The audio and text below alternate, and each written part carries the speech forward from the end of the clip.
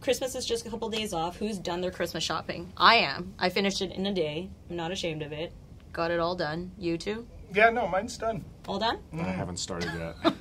Why am But I I not typically do it surprised? all. I typically do it all in one day anyway. So Okay. yeah. So let's say you were getting somebody a Canucks jersey for Christmas. I want to know which player's name you're putting on the back and why. And on top of that, what's the criteria for picking a player's name for a jersey? Because that's a pretty...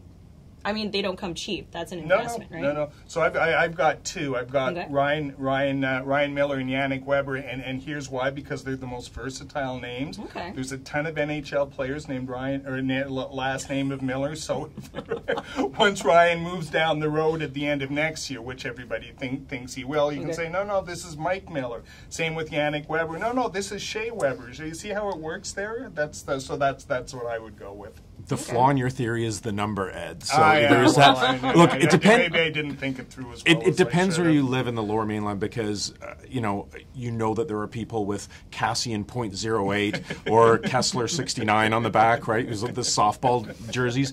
But for me, the criteria of getting a jersey is longevity. All those people who were stuck with. Corey Schneider jerseys, assuming that he would be the guy once Luongo moved on. It looks a little stale.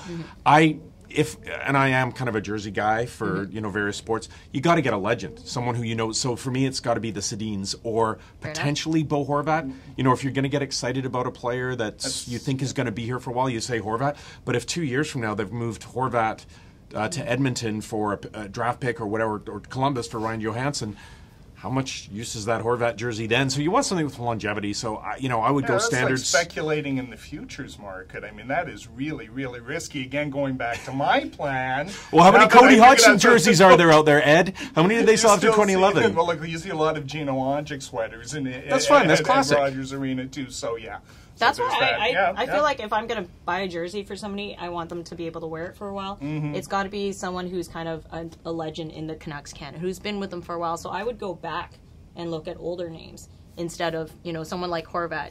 We might be building something around him, but like you said, he might not be around for as long as we think. So if I'm going to put some serious money into a jersey as a gift, I want But it this to is be... the beauty of the Canucks too. There are so many color schemes in the team's history, so you can choose from the. But they are bringing the skate canary jersey. and the blender and the.